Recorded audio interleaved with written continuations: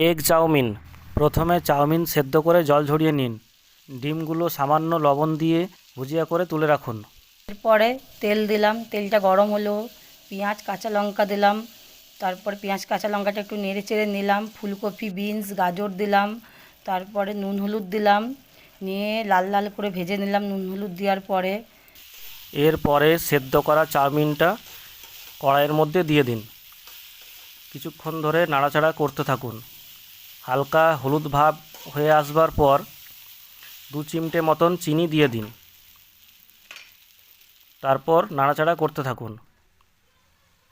এরপরে ভেজে রাখা ডিমগুলো দিয়ে দিন। ব্যাস, রেডি হয়ে গেল আপনার 1 মিনিটে চাউমিন। একই শীতকাল, তার ওপর 1 মিনিটে চাউমিন রেডি করতে হবে। নিন, এবারে সার্ভ করুন। ভিডিওটা দেখার জন্য সকলকে ধন্যবাদ।